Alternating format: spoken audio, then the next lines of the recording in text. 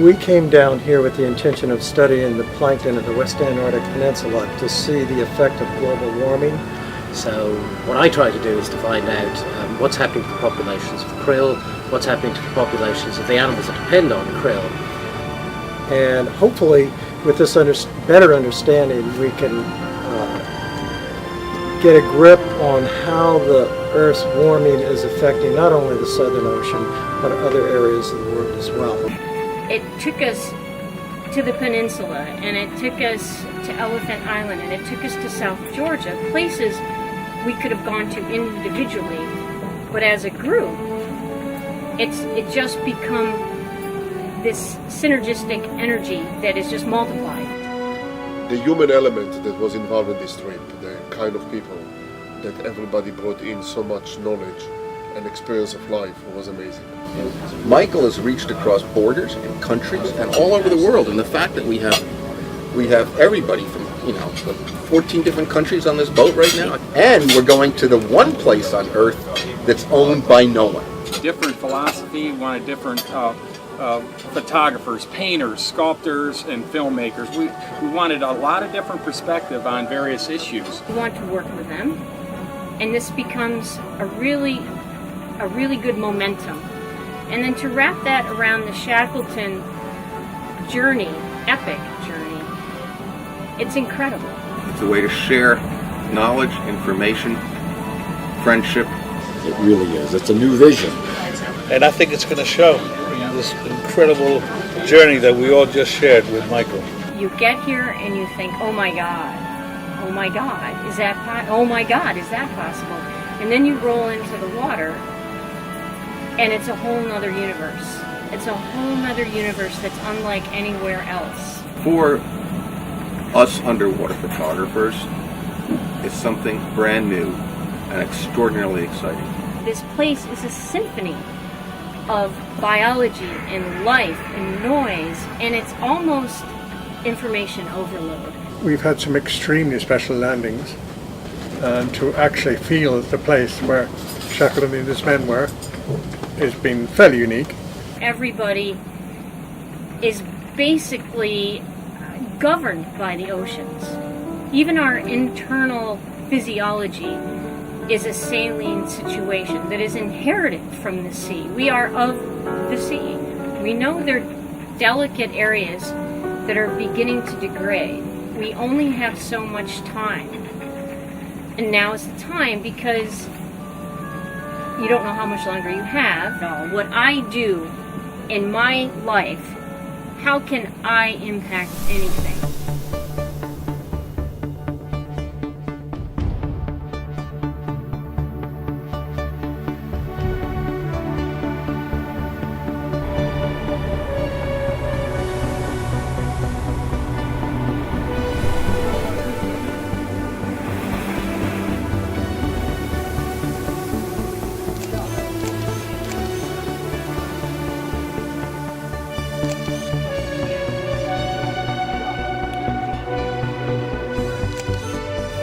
You gonna come out and film us?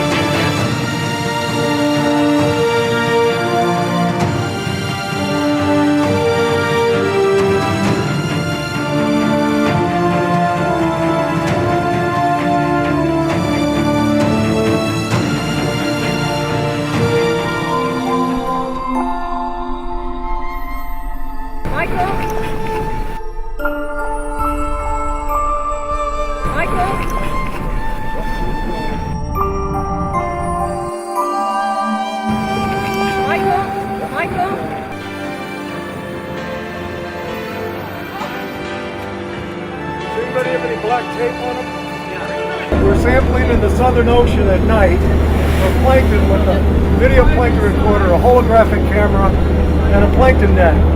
220 meters because it's hanging out at an angle, so that'll give us plenty of depth, record the position and the time that's all taken. We have a holographic camera that's snapping pictures with a laser every 3 seconds. The jackpot was south. South, baby. Holy moly.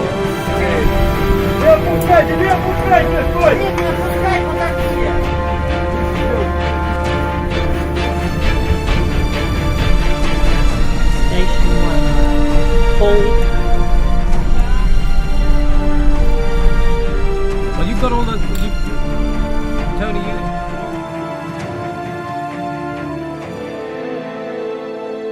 This is the point where Shackleton, Crean and Worsley saw the whaling station and for the second time shook hands.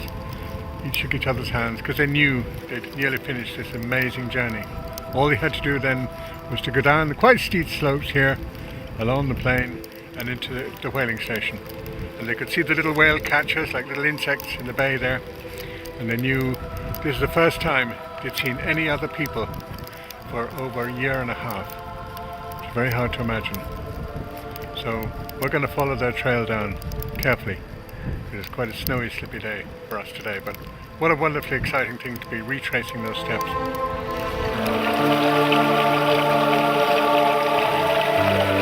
Beautiful here.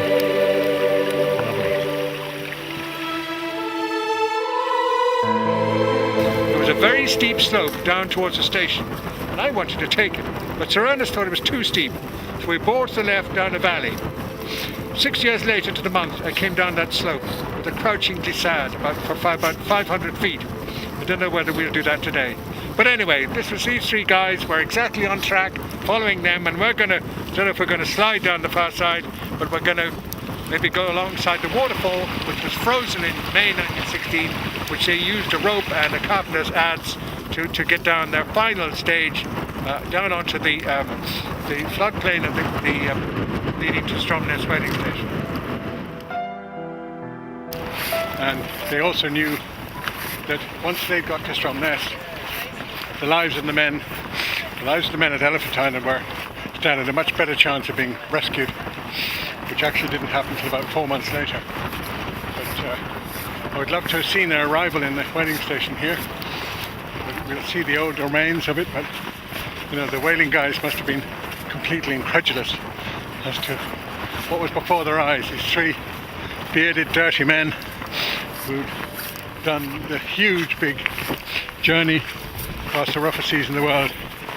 There they were at their doorsteps. So, completely speechless they must have been.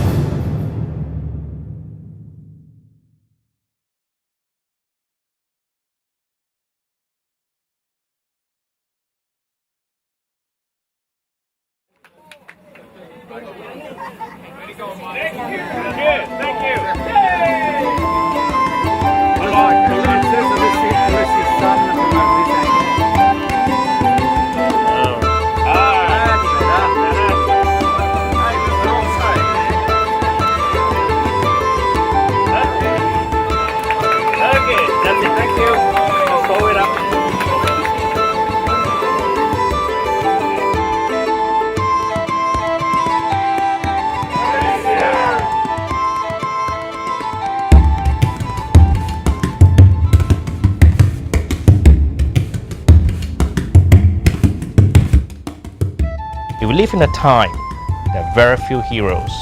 By using this book as a tribute to Shackleton, we hope to get the story out there, especially to kids, how we should live, how we should be a hero.